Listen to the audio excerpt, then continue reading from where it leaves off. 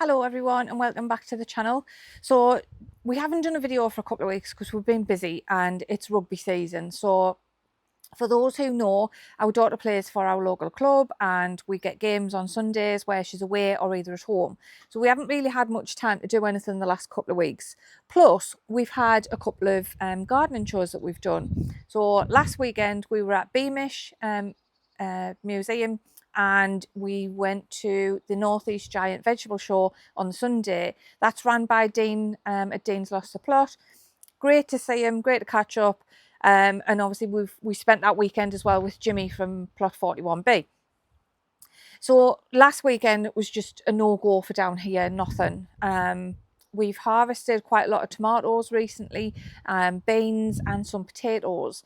Although the potatoes aren't that big, we have had some, a decent yield of them, I think. The tomatoes in the greenhouse, I have no idea what's been going on there. I am actually going to speak to Jimmy and Dean and see what the problem is. We tried the CalMag, it wasn't that.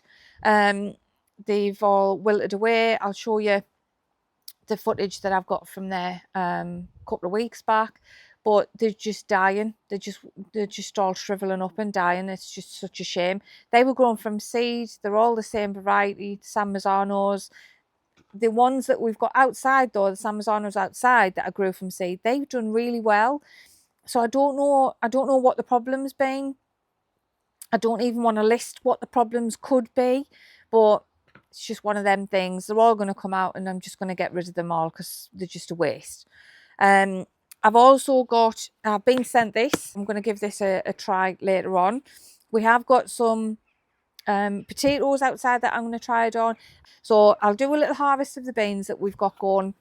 I'll show you some footage from Beamish and from Dean Show from last weekend and what else we got up to the weekend before that as well.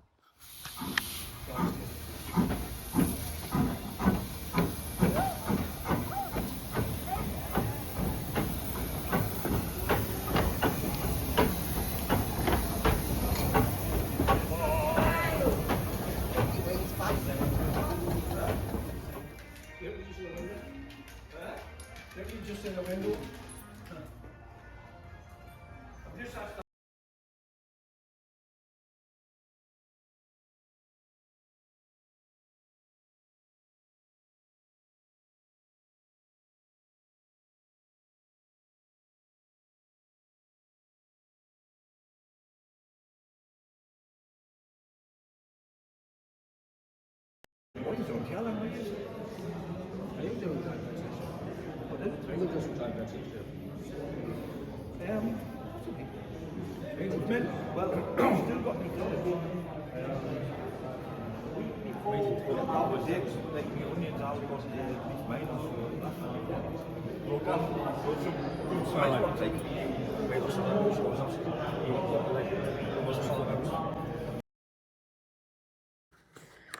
So I've never had this out of the box. Have a look and see what's going on. Oh, it's got some powders. It's got the manual as well. And then obviously it tells you how to use the device. So like I say, I've never had it out of the box, never looked at it, never had it turned on. So it comes with 4 AAA batteries already in there. Just turn that on. So it's got your pH, your moisture at the top. It's got the temperature. And I don't know what that is. I'll have to have a look in the manual. But it's got the prong on the bottom. Obviously, it's got metal rings on that will detect certain things when you're putting it in. And then it's got a little brush the soil off. I don't know why it would have a little brush. I'll keep the baguette, keep it nice and tidy in there. Right, give us a minute. I'll have a read through the book and we'll go and give it a test. So on the front, it's got a lock and a temperature button there. The temperature is to change your degrees from Celsius to Fahrenheit. Obviously in the UK, we typically use Celsius. But if you just press that,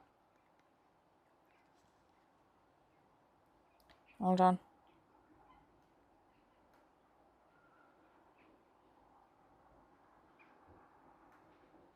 Yeah, so if you do a long press, it'll change it to Fahrenheit. Long press again and wait for it to change. There, changes it to Celsius. The one on the bottom right, that shows, let's have a look what that shows. That shows your air humidity. That's your soil moisture, your pH levels. It's got a battery level on the top. And EC, I don't know what EC is. It's got MS on, but EC, E for Echo, C for Charlie. I don't know what that is. But I don't know. I don't know what. I'll have to have a look at that because it doesn't even explain in the book what EC is. So also what you can do is press the lock button and that'll lock what your readings are. So you put it in and then if you press lock read, yeah, short press for lock and then short press it again and it'll unlock it.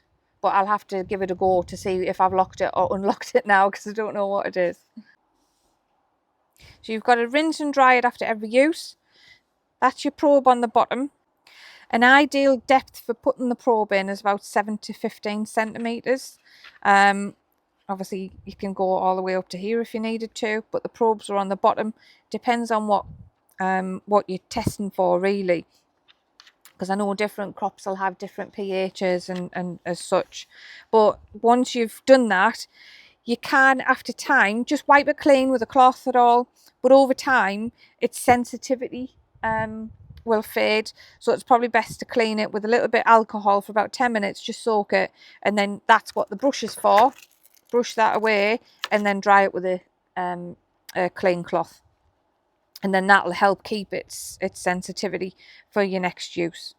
It tells you in the book about all the problems that you might get. It explains how your calibration for your pH. So you put it in the solution. So these little things here,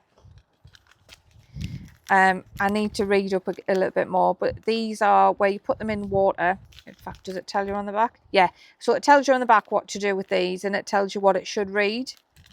So again, this is something that I'll need to read up on to learn myself, but it has got all the specifications on here and what it'll work to and everything. The booklet is informative. It is quite, straightforward. But for someone like me who's never used anything like this before, I need to give it a go and everything. But from what I can see so far, it's a brilliant little gadget, and it will help us as well. Obviously, we have had problems with our tomatoes, so this is something that we're going to use definitely for next year once we've got things in the greenhouse and everything. And then you just do a short press and that'll turn it off. So I'm just going to test it in this potato bucket. Also, the head moves as well, so it tilts a little bit, probably about 45 degrees. So I'm just going to pop it in here. I'm going to do it about halfway at the probe. Straight away it's reading it, so it's telling us there temperature's going right down. It's gone from 18.1 to 17.8. Moisture is good. It's got 5 little drips on there and it's reading 7 pH, 6.5 pH. It's gone to 6.3. Temperature's still going down as well, and it's saying that the air moisture is 52%. Right, so I've moved it to another part of the pot. The moisture's gone down to just 3 drips and the pH has gone to 11.8. So from 6.5 on the one side, it's 11.2 on the other side. It's going down a little bit. So just in the booklet for the moisture, it's got 3. See, it's gone down to 2 there. It's got 3 here. It's saying 2 to 3 drips is dry. Whereas on that side, when I moved it, have a look, that one's gone to 5 to 6. Push it down a little bit more. Yeah, so it's showing that there's 5 drips on there, which is 4 to 5, and it's saying it's moist.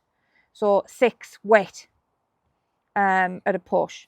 I need to look into that. That's something that I don't understand. You may well understand. You might be able to tell us in the comments. I am going to Google it though and have a look to understand that better. But yeah, I think it's a good little thing to have,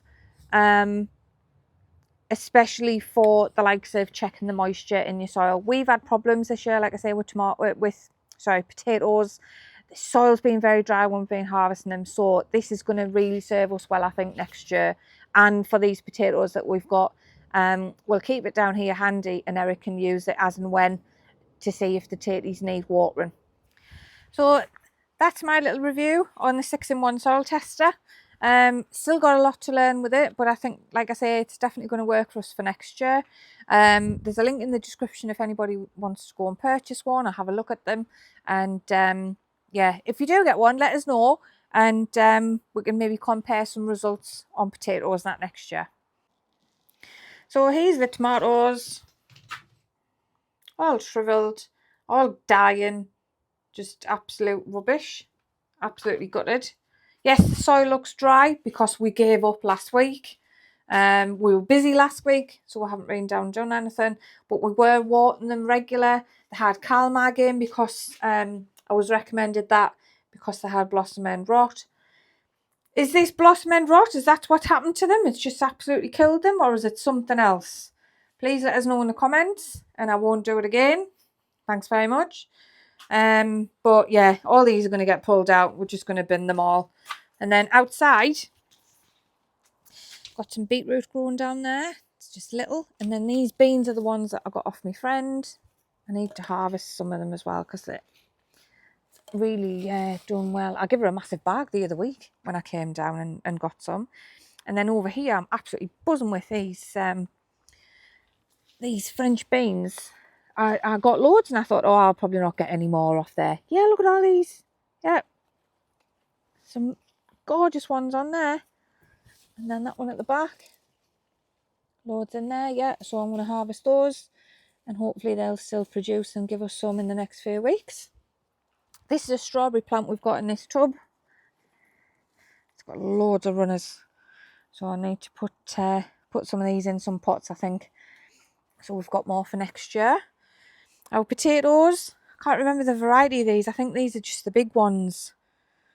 But they're doing good. They're doing all right, I guess. We've got our cauliflower in there, and that one. We've got some broccoli that's just gone to seed and feed and everything else. All the pests, I mean. And then the kale has started just, it's going to be like Jack and the Beanstalk, this, eventually. It's gone massive.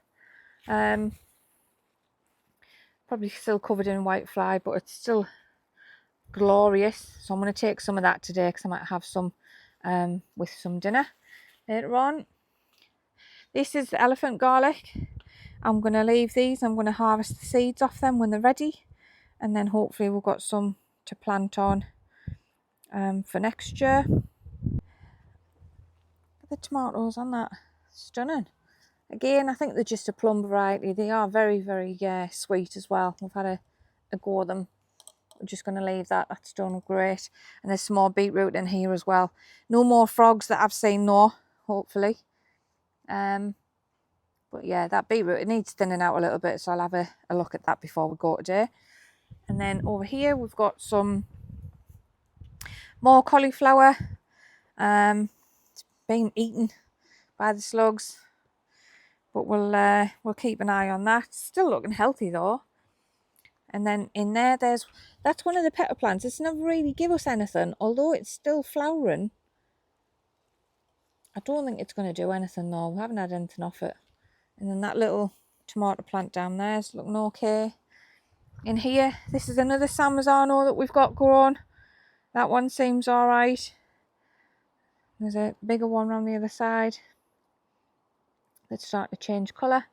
And then those little cherry ones there, Eric's harvested some, but he missed the little snail, sorry. Didn't have his glasses on, that's his excuse. And then in here, We've got these long, absolutely tremendous peppers. These are brilliant. One of them was eaten though, so that's had to go the journey. But look at these. These were in the greenhouse, and then we pulled them out here and put them in Eric's little makeshift little greenhouse thing. They did better out here than what they did in the I know. Where's the basket with them in? There, look at these. They look great. I think these are the best peppers we've had, apart from the little snack ones we've got at home. Then there's some tomatoes from over the road, and the red Duke of York potatoes, and another little sweet corn. Now the sweet corn that we have had, I'll show you in a second, has been absolutely brilliant. It's been lovely. And I've also discovered that it's best blah blah blah. Start again. It's best made in the air fryer. So if you haven't got an air fryer, but you've got sweet corn, go and buy an air fryer. It's a game changer, honestly. 10 minutes, right? So just a little bit of oil, spray oil, olive oil, whatever oil you want to put on there. And then put your seasoning on, put it in the air fryer, 10, 12 minutes until like the very ends, like these little end bits here that you're not going to eat, go like brown. Smother it with butter. Oh, amazing. I think we had sweet corn on the cob for 5 days straight the other week. Yeah. And I could have eaten sweet corn for another 5 days straight. But Eric was a bit sick of his sweet corn. So I might actually have some today though.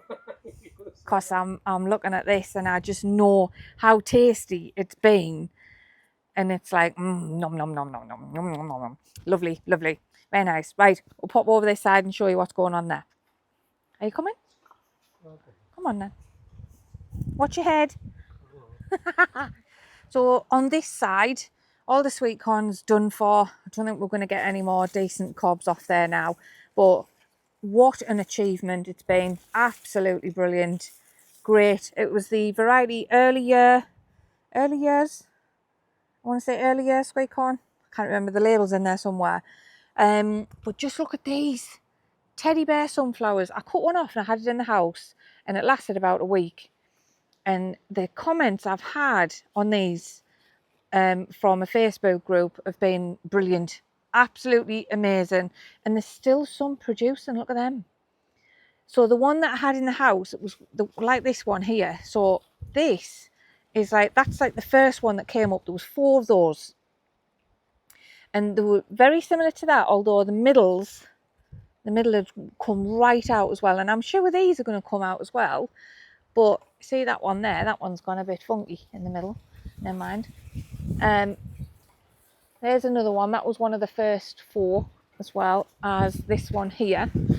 And you can see all the seeds in there as well. So I've actually been asked on Facebook by a lady, she must be in the northeast because it was in the northeast group.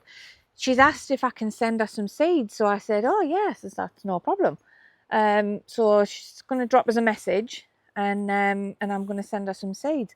I'll be very happy to share some of these seeds with anybody else if anybody would like some. Hold on, just move back down there. So get in touch if you want some seeds and I'll pop you some in the post. Because these, they're just absolutely stunning. They are amazing. They are supposed to be dwarf. Like I'm 5'3", and they're in a bed not much taller than me off the floor, but they're huge, absolutely huge. Right, here is the bush tomatoes. Got 4 plants in here. Yes, there's only 4, not 40. The peas and the beans that were on this side didn't do very well. I know I mentioned that last time. I don't think I'm going to grow them again, to be fair. But we've slowly been digging in right in there and underneath and that, because these are just, they've gone prolific. There's loads in there. We've took loads off. We're going to try and get some more red ones now, because there is a few in here on this first plant. This was the first one to start changing. And I've just taken a couple off there. But there's a lot that were down here that were they've been like slug damaged and what have you. So we've made chutney, we've made some tomato sauce, Well, soup. I made, oh yes, I made a tomato soup the other day as well, didn't I? That was absolutely gorgeous. But the likes of these ones in here, I think we're just going to pick them off because they're ready. I gave a basket to my friend the other day as well, and they made curries and all sorts with it. So I'll get these picked and probably get this cleared in the next couple of weeks, I think, as well. So I'm not even going to go in the polytunnel. There's not much happening in there. Eric's harvested the little cherry tomatoes that were in there. The peppers didn't really do really well. But I think it's just a learning curve as well, because that's new to us this year and we didn't use that greenhouse. So we're going to draw up a plan. We're going to do bush tomatoes outside again, both on this plot and over there. And we might select one of the greenhouses in the polytunnel for cucumbers in one, peppers in another, tomatoes in another. We'll have a look and we'll see what's best. We are going to try and work out how much of what we've grown this year and how long it's lasted us. The sweet corn doesn't last long. Yeah, Eric's saying the sweet corn didn't last long. No, well, we've got what? We've got about 20 in the house, I think. Yeah. I gave one to my mum. I was very reluctant to share it with anybody. I gave one to my mum, and I said, "You're very lucky and privileged to have that." And that's not me just being greedy. It's just it's amazing, and I don't like sharing.